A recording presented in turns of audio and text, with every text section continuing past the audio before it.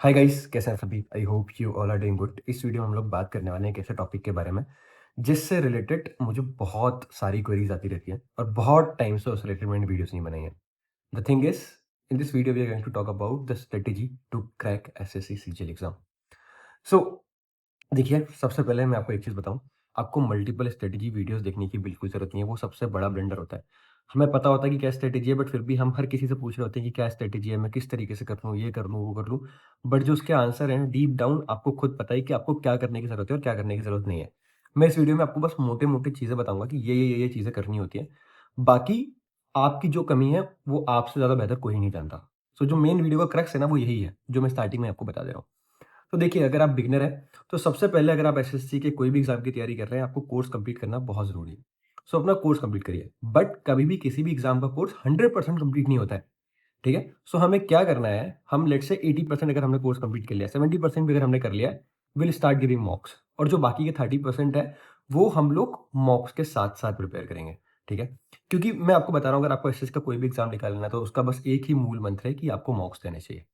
और मॉक्स देने से एक और चीज़ मैं आपको बता दूँ कि टेक्स्ट बुक की अभी करंटली होली के कारण सेल भी चल रही है, जिसमें अगर आप मेरा कूपन कोड J8IN यूज़ करेंगे, सो आपको जो उनका पास प्रो है वो 349 और जो उनका पास प्रो मैक्स है वो 434 के समथिंग कुछ मिल रहा है। सो वहाँ से आप ले सकते हैं। एंड बाकी अगर आपको कभी भी पास लेना हो, तो आप अगर कोई भी कूपन कोड, मैं नहीं बोल रहा हूँ कि मेरा कूपन कोड जतिन, आप किसी का भी कूपन कोड कुछ भी यूज़ करेंगे ना, मल्टीपल ऐसे जो लोग हैं जो अपने कूपन कोड्स बताते रहते हैं, सो वो कूपन कोड लगा के आपको थोड़ा डिस्काउंट मिल जाएगा।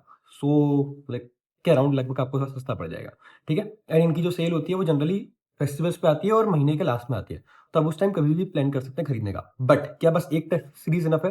बिल्कुल भी इनफ नहीं है। अब नहीं है, पहले के टाइम पे चल जाता था एक टेस्ट सीरीज से, बट आपको टेक्स्ट बुक के साथ साथ जैसे हॉलीवुड हो गया या फिर पंडित हो गया, इनके आप टेस्ट सीरीज लेने का सोच सकते हैं। बट सबसे पहले एक टेस्ट सीरीज लो, उसको देना चालू करो। Let's say you can start with text book, वो स्टार्ट करने के लिए बहुत अच्छी है।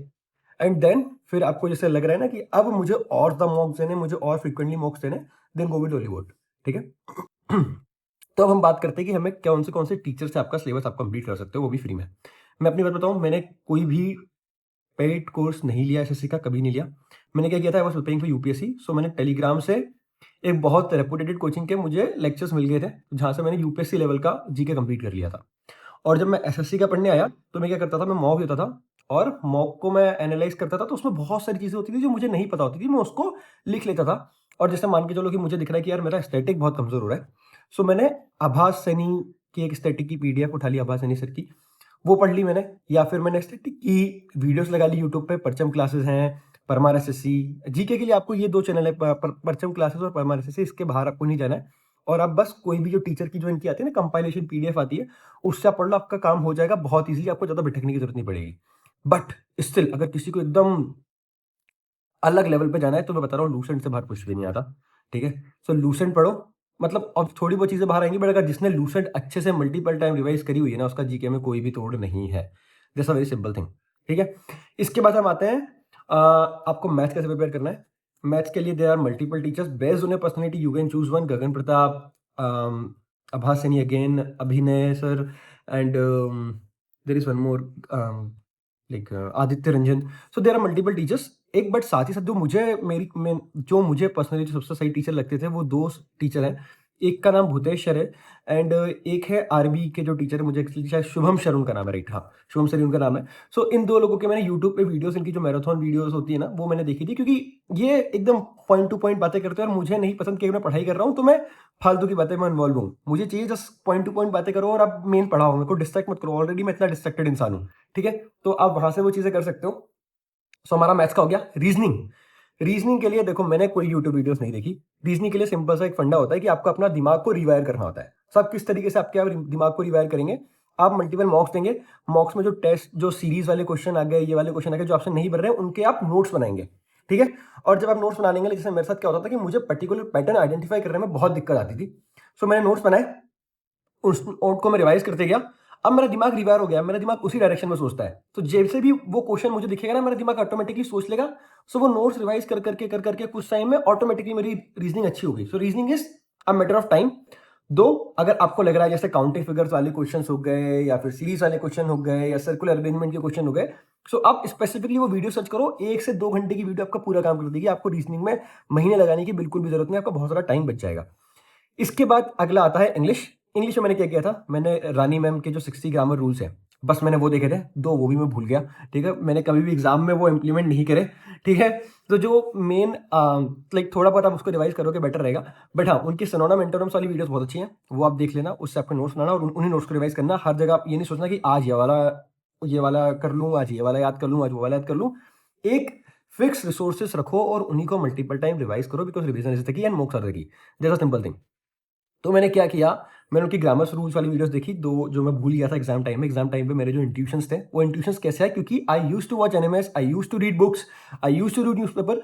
सो आप ये करो, आप मतलब डेली बेसिस पे क्या करें, आप कोई भी इंग्लिश न्यूज़पेपर पढ़ें, ठीक है? इससे क्या होगा कि आप थोड़ा सा करंट के टच में भी रहेंगे और आपकी इंग्लिश भी अच्छी रहेगी और आपका इंट्यूशन स्ट्रांग होगा, ठीक है? जितने भी लोग इंग्लिश में अच्छा स्कोर करते हैं, बहुत कम वैसे लोग होते हैं जिन्होंने दिन रात इंग्लिश इंग्लिश इंग्लिश पढ़ी हो। जो इंग्लिश जीते ना, वो इंग्लिश में अच्छा स्कोर करते हैं, ठीक है? Apart from that 60 grammar rules आप कर रहिए, अच्छा है।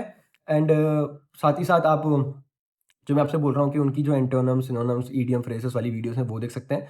Apart from that there is also one more teacher जिनका नाम अनन्या मैम था, टेक्स्ट बुक पे वो पढ़ाया करती थी।